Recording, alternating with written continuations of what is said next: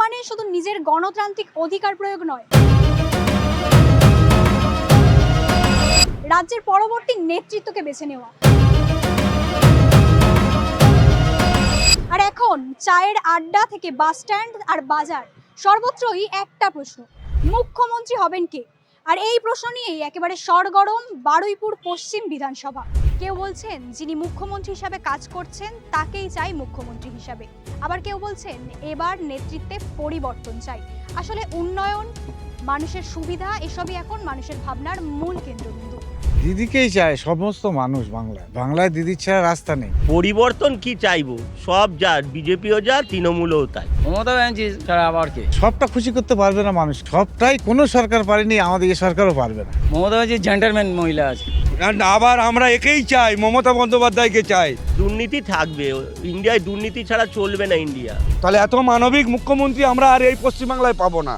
শুধু সব পাচ্ছি, ঘর একটা পাইনি। সাধারণ মানুষ কি মুখ্যমন্ত্রী হিসাবে আবারও মমতা বন্দ্যোপাধ্যায়কে চাইছেন, নাকি চাইছেন আবার নতুন কোনো মুখ? সরকারি হস্তক্ষেপে আমাদের ফেসবুক পেজটি বন্ধ করে দেওয়া হচ্ছে। আমাদের সমস্ত খবরাখবর ইউটিউব চ্যানেলে প্রকাশিত হচ্ছে, তাই আপনাদের সকলের কাছে অনুরোধ, আমাদের জিআই এর ইউটিউব চ্যানেল আপনারা সাবস্ক্রাইব করুন এবং আপনাদের আত্মীয় স্বজন, বন্ধু বান্ধব সকলকে বলুন আমাদের ইউটিউব চ্যানেলটি সাবস্ক্রাইব করতে। এবং পাশাপাশি বলবো, যারা আমাদেরকে ভালোবাসেন, আমাদের খবরগুলো আরো বেশি মানুষের কাছে পৌঁছে দেওয়ার জন্য আমাদেরকে আর্থিকভাবে আপনারা সহযোগিতা করুন।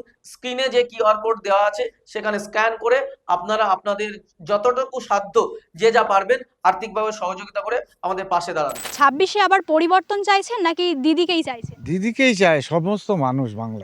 বাংলায় দিদির ছাড়া রাস্তা নেই। যা উন্নয়ন করেছে সমস্ত মানুষের গ্রাম থেকে শহর কোথাও বাদ দেয়নি। কাঁচা রাস্তা রাখেনি, প্রতিটা ক্ষেত্রে যতগুলো প্রকল্প সব মানুষই খুশি। সে যতই বলুক, দিদিকে সরানো এত সহজ না।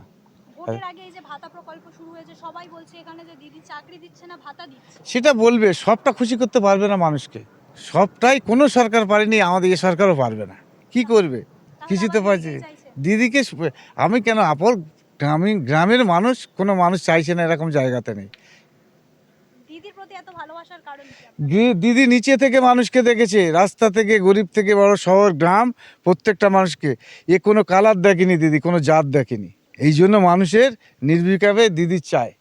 কোনো মানুষকে সে দৃষ্টি দিয়ে দেখেনি যে ও বিজেপি করে, ও তৃণমূল, সিপিএম করে, এ আমার তৃণমূলের লোক। সে তো ঢালাও উন্নয়ন প্রত্যেকটা মানুষের জন্য পরিকল্পনা করে গেছে। ঘর একবার অনলাইনে বলেছে, কেন? ওর লেবার লোকরা, নেতারা চুরি করছে বলে। অনলাইনে ডাইরেক্ট ওরা পাক, গরিব পাক।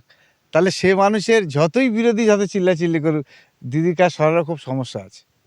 মানুষের মনের ভিতরে ঢুকে গেছে, সব থেকে মধ্যবিত্ত গরিব মানুষের কাছে। 2026-এর নির্বাচনে মুখ্যমন্ত্রী হিসাবে কাকে চাইছেন? মমতা ব্যানার্জি ছাড়া আবার কে? মমতা ব্যানার্জিকেই চাই। মুখ্যমন্ত্রীর পরিষেবা কার্যকলাপ নিয়ে খুশি আছেন? ঠিক আছে, সব ঠিকঠাক আছে একদম? ঠিক আছে। মমতা ব্যানার্জি ছাড়া আর কে? তৃণমূলের সাপোর্ট করেন নাকি মমতা ব্যানার্জিকেই সাপোর্ট করছেন? মমতা ব্যানার্জিকে সাপোর্ট করি। মমতা ব্যানার্জি যদি অন্য রাজনৈতিক দল করেন তাহলে সাপোর্ট করবেন? হ্যাঁ, মমতা ব্যানার্জি জেন্টলম্যান মহিলা আছে। পরিবর্তন কি চাইবো? সব যা, বিজেপিও যা, তৃণমূলও তাই। ঠিক আছে, যেটাই আসবে সে এরা অল্প করে যে ওরা আর তারও বেশি করবে। ঠিক আছে, যেই আসবে সেই এই করে বেড়াবে, এটাই হচ্ছে আমাদের। হ্যাঁ, দুর্নীতি থাকবে, ইন্ডিয়ায় দুর্নীতি ছাড়া চলবে না ইন্ডিয়াতে দুর্নীতিই থাকবে। ভালো পরিষেবা দিয়ে যাচ্ছেন দিদি, রাজ্য ভালো চালাচ্ছেন দিদি। আমাদের ঘরে ছেলে মেয়েদের পড়াশোনা আইসিডিএস থেকে প্রাইমারি স্কুলের ছেলে মেয়েদের খাতাপত্র, ছাতা, সাইকেল সব দিয়ে যাচ্ছেন। আমাদের স্বাস্থ্যসাথী, যুবসাথী, কন্যাশ্রী, রূপশ্রী সমস্ত কিছু, রাস্তাঘাট, মানে মানুষের পড়াশোনার ব্যাপারে সব টাকা পয়সা সব দিক দিয়ে দিচ্ছে। বিয়ের জন্য কন্যাশ্রী, হ্যাঁ সব। আমি ডাব বিক্রি করে খাই, দুজনেই উচ্চ মাধ্যমিক পাস। আজকের স্কুলে বই, জুতো, খাতা, ছাতা আমরা সবই পেয়েছি। কন্যাশ্রী পেয়েছি, স্কলারশিপ পেয়েছি, তারপর 2টো সাইকেল পেয়েছি, মোবাইলের টাকা পেয়েছি। আর কি চাই? আবার আমরা একেই চাই, মমতা বন্দ্যোপাধ্যায়কে চাই। কারণ ছেলে মেয়ে, দেখো আমি একটা কথা বলি শুনুন, চাকরি যে আমাদের সবাই পাবে লেখাপড়া শিখলে সেরকম কোনো কথা নয়। তার মধ্যে একটা ঝাড়ে যদি বা 10টা বাঁশ তৈরি হয়, 10টা বাঁশ কি মন্দির মসজিদে যায় না, কেউ পায়খানায়ও যায়। তো সবাই লেখাপড়া শিখলে যে সবাই চাকরি পাবে এরকম কোনো কথা নয়। কিছু আছে তার, এই তো যেমন এখন 1500 টাকা করে দেবে, 5 বছর দিলে তার 90,000 টাকা, সে নিয়ে যে কোনো ব্যবসা করতে পারবে।